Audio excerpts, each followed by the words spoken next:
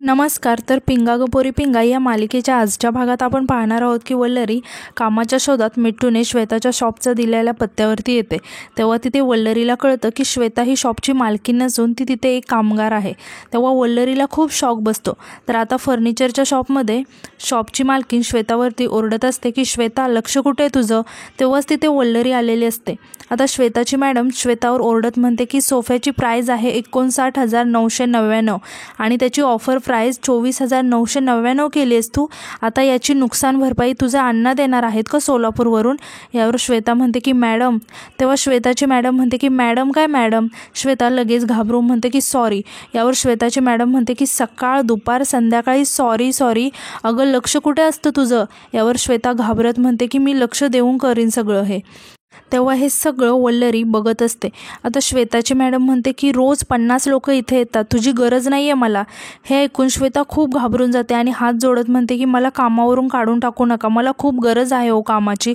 तेव्हा श्वेताची मॅडम म्हणते की हे हात जोडायचं नाटक माझ्यासमोर नाही करायचा. हे सगळं बघून वल्लरीला खूप वाईट वाटत असतं. आता श्वेताची मॅडम तिच्यावर ओरडत म्हणते की जाऊन ते कपाट स्वच्छ कर, त्याच्यावरती धूळ बघितली का किती येते. आता श्वेता पटकन तिथून कपाट पुसायला निघून जाते. श्वेता रडत रडत कपाट पुसत असते. हे सगळं बघून वल्लरी खूप इमोशनल झालेली असते. आता यानंतर दुसरीकडे आपण पाहतो की रोशन आंटी आणि तेजा मीटर चेक करत असतात. आता तेजा मीटर बघत म्हणते की मीटरचं रीडिंग तर एकदम करेक्ट आहे.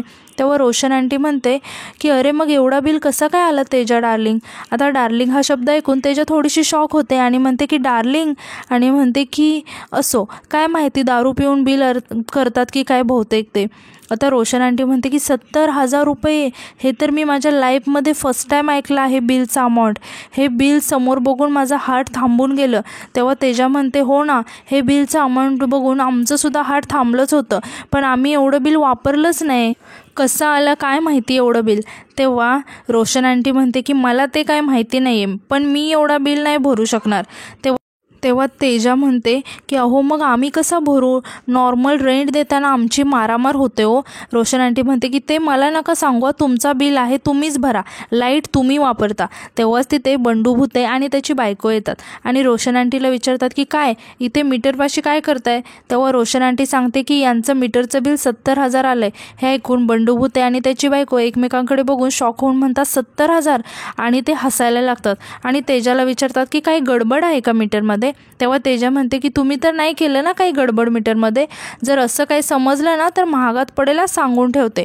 बंडू भुतेची बायको म्हणते हॅलो तेजाज, धमक्या काय देते ग माझ्या हजबंड्सला, आणि तेही माझ्या समोर?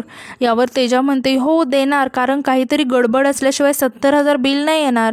तुम्ही काय केलं असेल ना तर बाजार उठवे ना तुमचा. यावर बंडू भुते म्हणता बघताय ना रोशन आंटी, भाषा बघा भाषा यांची. बंडू भुते म्हणतो की मला सांगा ना का नाही येणार 70,000 बिल? रात्रभर पार्ट्या करायच्या, मोठमोठ्याने गाणी वाजवायची, 24 तास AC चालवायचा, त्याचेच परिणाम आहेत हे सगळे. तेजा चिडून म्हणते की विनम्र, आधीच सांगते तुझ्या नावाप्रमाणे वाघ, माझ्या डोक्याची मंडई करू नकोस तू, नाहीतर त्या हातातल्या टूथपिकने ना तुला कोरून काढीन अख्खाच्या अख्खा. बंडू भुतेची बायको म्हणते की बघताय ना रोशन आंटी, सभ्य लोकांच्या सोसायटीमध्ये हे असले टपोरी लोक कसे राहतात. तेव्हा तेजा रोशन आंटीला म्हणते की हो म्हणूनच म्हणते काढा यांना. यावर बंडू भुतेची बायको म्हणते की तेजा थोडं लिमिटमध्ये राहा तुम्ही. तेजा म्हणते की हो तू राहा ना लिमिटमध्ये, मला नको शिकूस. आता बंडू भुतेची बायको म्हणते की म्हणून म्हणते रोशन आंटी काढून टाका यांना. रोशन आंटी चिडून म्हणते की ते तुमचं चौकशी करून झालं का? मग निघा ना इथून, फुकटचं डोकं नका खाऊ माझं. आता बंडू भुते तेजाला चिडवत तिथून निघून जातो. आता बंडू भुते आणि त्याची बायको गेल्यानंतर रोशन आंटी तेजाला म्हणते की आता तू काय करणार आहेस सांग मला. तेजा म्हणते की तुम्ही बघा ना हो, हे मीटर रीडिंग तर नॉर्मल आलं आहे. मी ना एक काम करते, हे जे बिल आहे ना ते इलेक्ट्रिसिटी बोर्डात घेऊन जाते आणि त्यांना दाखवते आणि मग बघते की काय होतंय का ते. आता रोशन आंटी टेन्शनमध्ये येऊन म्हणते की चल तू निघ लवकर, आणि ती तिथून बडबड करत निघून जाते. आता तेजा इकडे विचारात पडते की आम्हाला नेहमी म्हणते की निघ आणि स्वतःच निघते प्रत्येक वेळेस. तर दुसरीकडे आपण पाहतो की तेजा इलेक्ट्रिसिटी बोर्डात आलेली असते. तेव्हा इलेक्ट्रिसिटी बोर्डामध्ये काम करत असलेला एक एजंट तेजाला म्हणतो की मॅडम काय प्रॉब्लेम आहे? तेव्हा तेजा सांगते की आमचं काय झालं, आम्हाला इतके दिवस बिल 3,000 4,000 जास्तीत जास्त 5,000 यायचं. आता अचानक बिल ना 70,000 आले. यावर तो एजंट म्हणतो की होऊन जाईल तुमचं, हे बघा तुम्हाला एक रिव्हर्स बिल येईल, ते पण नॉर्मल. हे ऐकून तेजा खूप खुश होते आणि म्हणते की काय बोलता, आणि ती थोडंसं थांबते आणि म्हणते की पण याचे तुम्ही किती घेणार. तेव्हा तो एजंट थोडासा विचार करत म्हणतो की तुमचं बिल 70,000 आहे तर जास्त नाही होणार, फक्त 40,000. ऐकून तेजा खूप शॉक होते आणि म्हणते की काय 40,000, आणि म्हणते की अहो 40 रुपये असल्याचा टोन लावला होता हो आधी. तेव्हा तो एजंट म्हणतो की अहो ते लाईन लावले ना, ती सगळी माणसं याच कामासाठी आलेत, बिल सेटलमेंट करण्यासाठी. हे बघा तुमचे 70,000 रुपये बिल आले, आम्ही 40,000 केलं हो, मी माझं काम केलं, तुमचं मन बदलल्यावर एकदा मला कॉल करा. तेजा तिथून बडबड करत निघून जाते. तर आता दुसरीकडे घरी आपण पाहतो की प्रेरणा, मिठू, वल्लरी तिघीजणी घरी असतात. आता प्रेरणाचे डबे रिकामे आलेले बघून मिठू खुश होऊन म्हणते की डबे अगदी रिकामे करून पाठवलेत, एकदम सापडा सूप. त्यावर प्रेरणा म्हणते की हो, मी त्यांना सांगून ठेवलं होतं, जर तुम्हाला डबे आवडले असतील आणि जर कंटिन्यू करायचं असेल तर मला मेसेज करा. तेव्हा मिठू विचारते की मग आला की नाही मेसेज. तेव्हा प्रेरणा सांगते की हो आला ना, त्या अरोरांचा आला मेसेज. आता वल्लरीचं मात्र अजिबात लक्ष नसतं. वल्लरी खूपच टेन्शनमध्ये असते. आता वल्लरीला डब्यामध्ये एक चिठ्ठी सापडते. वल्लरी म्हणते की हे काय आहे. तेव्हा मिठू वल्लरीच्या हातातून चिठ्ठी घेते आणि मोठ्याने वाचून दाखवते की थँक्स फॉर एक्स्ट्रा गुलाबजाम, हाताला चव आहे तुमच्या. आणि ती प्रेरणाकडे बघत म्हणते की क्या बात आहे हा. प्रेरणा ती चिठ्ठी बघते आणि फेकून देते आणि म्हणते की काय उपयोग आहे या कागदाचा. तर मिठू म्हणते अगं कागद नाही आहे तो, कॉम्प्लिमेंट आहे ती. प्रेरणा म्हणते की अगं कॉम्प्लिमेंट आहे ना, काय करू मी त्याचं, पैसे हवेत ना आपल्याला. इतक्यात तिथे तेजा येते आणि म्हणते की हो पैसे तर लागणारच आहेत, फक्त यावेळेस 70,000 नाही तर 40,000 लागणार आहेत. हे ऐकून वल्लरी, प्रेरणा आणि मिठू खूप शॉक होतात. तेव्हा तेजा सांगते की एक एजंट आहे, तो म्हणाला की 40,000 काम करून देतो. आता मिठू म्हणते की 40,000 म्हणजे खूपच जास्त होतं आहे, इथे आधीच खिसे रिकामे झालेत, हेच पैसे जमा करायला नाकी 9 येत आहेत. जर समजा आपण त्या माणसाला 40,000 रुपये दिले आणि त्याने काम नाही केलं तर, आणि ते पण 40 जातील आणि वर 70,000 रुपये पण भरावे लागतील. बापरे, वाईट अडकलो यार आपण. हे ऐकून सगळेच टेन्शनमध्ये येतात. आता प्रेरणासुद्धा चिडून म्हणते की पण मी पण नेमकी आत्ताच नोकरी सोडली यार. आता वल्लरी इकडे तिकडे बघत म्हणते की श्वेताताई आल्या नाहीत का अजून. श्वेताचं नाव ऐकून मिठू खूप खुश होऊन म्हणते की अरे श्वेता करेन ना हेल्प आपल्याला, मग आपण हळूहळू करून देऊ ना तिचे पैसे तिला. यार हे आधी का नाही आलं माझ्या डोक्यात. प्रेरणासुद्धा खुश होऊन म्हणते की खरं आहे गं तुझं, पण अजून आली कशी नाही गं ती, बराच उशीर झालाय ना. मिठू खुश होऊन म्हणते की ती करेल नक्कीच काहीतरी, चला टेन्शन गेलं. इकडे वल्लरी हे ऐकून खूप टेन्शनमध्ये येते आणि तिला आठवतं की श्वेताची मॅडम कशी श्वेतावरती ओरडत असते आणि श्वेता हात जोडून त्यांना म्हणत असते की मी तुमच्यासमोर हात जोडते, मला कामाची गरज आहे हो, मला कामावरून काढू नका. आता वल्लरी मनातच विचार करते आणि म्हणते की यांना सांगून टाकू का, की यांना वाटतं तसं काहीच नाही आहे, नाहीतर नको, आधी श्वेताताईंशी बोलते. आता तेजासुद्धा म्हणते की हो बरोबर आहे, आपण श्वेताकडे मागूया पैसे, ती देईल ना पैसे, तिच्याकडे असतात आणि ती तशी दिलदारच आहे, देईल ती. प्रेरणा तेजाला म्हणते की तेजा बरोबर बोलतेस तू, आता ती आली ना तिच्याकडूनच घेऊ पैसे. आता हे सगळं ऐकून वल्लरी प्रेरणाला म्हणते की प्रेरणाताई ऐका ना, नाही नको, आपण त्यांच्याकडून नको घ्यायला पैसे. हे ऐकून सगळेच वल्लरीला विचारायला लागतात की का नको, कारण तिच्याकडूनच पॉसिबल आहे ना. मिठू म्हणते की काय झालं, का नको. तेव्हा वल्लरी म्हणते की मिठूताई ऐका ना, ते बरोबर नाही दिसणार ना, आपण उगाच त्यांना पैसे भरायला लावल्यासारखं वाटेल ना, नको, आपण त्यांच्याकडून नको पैसे घ्यायला. आता तेजा रागाने वल्लरीला म्हणते की कारण काय का बळच विरोध करायचा आहे. हे बघ श्वेता ना तुझ्या आधीपासून आमची मैत्रीण आहे, खूप आधीपासून आम्ही तिला ओळखतो आणि त्यामुळे तिच्याशी काय बोलायचं काय नाही, तिच्याकडे काय मागायचं काय नाही ते आम्ही ठरवू. आणि ती म्हणते की गाईज आपण श्वेताकडेच पैसे मागायचे. हे सगळं ऐकून वल्लरी ओरडून म्हणते की नाही देऊ शकणार आहेत त्या पैसे. का नाही कळत आहे तुम्हाला, अहो नाही आहे त्यांचं दुकान सोलापुरी चादरीचं वगैरे आणि नाही विकत त्या. अहो मी माझ्या डोळ्याने पाहिले, त्यांच्या मालकीनबाई त्यांना ओरडत होत्या, त्या बिचाऱ्या स्वतःच हतबल होत्या तिथे. हे सगळं ऐकून तेजा, प्रेरणा आणि मिठू खूप शॉक झालेले असतात. वल्लरी सांगत असते की नाही देऊ शकत त्या. तेव्हाच तिथे श्वेता येते. वल्लरी तेजा, प्रेरणा आणि मिठूला सांगत असते की अहो नाही नाही देणार हो त्या पैसे, नका मागू तुम्ही त्यांच्याकडे. सगळं ऐकून श्वेताला खूप राग येतो आणि ती खूप चिडते आणि वल्लरीला ओरडत म्हणते की वल्लरी, आणि वल्लरी जवळ जाऊन वल्लरीचा हात जोरात धरते आणि म्हणते की काय बोलते गो खोटारडे, काय बोललीस, मी मालकीन नाहीये. आणि वल्लरीचा हात पिरगाळत म्हणते की माझं दुकान नाहीये, माझी मालकीन मला झापत होती, कशाला रचतेस गो खोट्या स्टोऱ्या, तुझ्या ॲडमिशनच्या वेळेस 35,000 रुपये एका झटक्यात काढून दिले होते तुझ्या हातात, विसरलीस. वल्लरीला खूप त्रास होत असतो, वल्लरी खूप रडायला लागते. आता श्वेताने वल्लरीचा हात जोरात पिरगळलेला असतो. सगळेजण श्वेताचं हे रूप बघून खूपच घाबरलेले असतात. आता श्वेता खूपच चिडलेली असते आणि म्हणते की गरजेच्या वेळेस मदत करणाऱ्या लोकांची अशी परतफेड करतात का गं तुमच्यात, जर मी साधी नोकर असते तर एका फटक्यात 35,000 रुपये कुठून काढून दिले असते, काहीही बोलतेस, हीच का तुझी माणुसकी. आता हे सगळं बघून तेजासुद्धा म्हणते की कळलं, या गावाकडच्या मुली ना अशाच असतात. आणि ती वल्लरीकडे हात करत म्हणते की दिसतात ना अशा साध्या भोळ्या भाबड्या दिसतात, पण मागे ना एक खवाट चेहरा लपलेला असतो. जर श्वेताने तुला मदत केली नसती ना तर गावाला बसली असती शेतात गोफण फिरवत, आणि वर हिला खोट्यात पाडतेस, तिनेच मदत केली ना, नक्की प्रॉब्लेम काय आहे गं तुला हिचा, कारण तरी कळू दे आम्हाला. वल्लरी काही बोलणार तितक्या श्वेता तिला ओरडत म्हणते की तू माझ्यापासून लांब राहायचा, माझ्याशी एक शब्द पण बोलायचा नाही. श्वेता खूपच चिडलेली असते.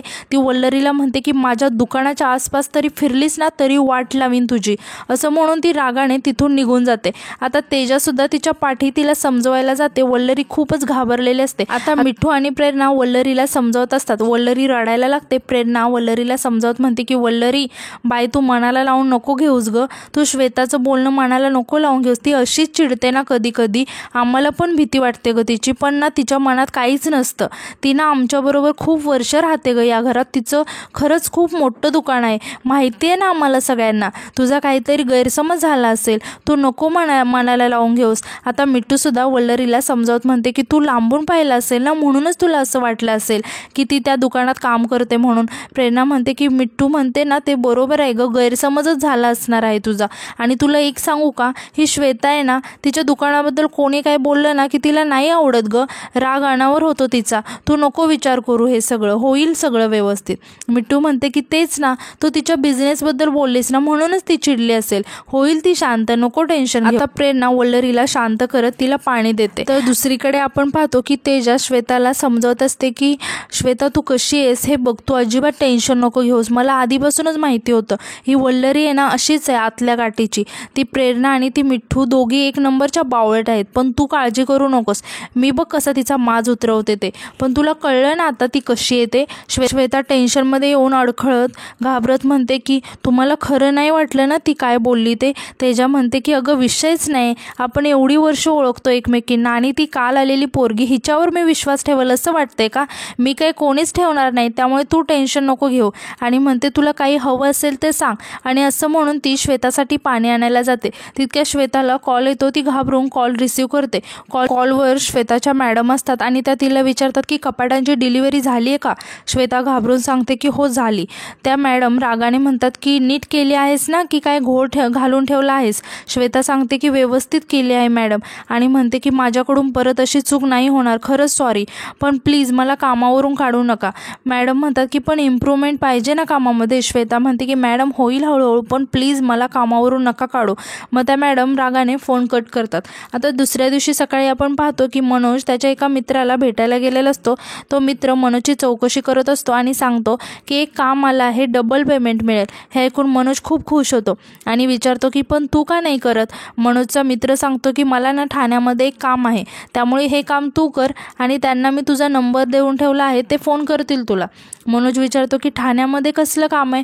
मनोजचा मित्र सांगतो की बेसिक वायरिंगचं काम आहे, पैसे पण कमीच भेटणार आहेत. मनोज म्हणतो की तू इथलं काम कर, मी ठाण्याचं करतो. मग मनोजचा मित्र विचारतो की तुला का करायचं आहे ठाण्यातील काम.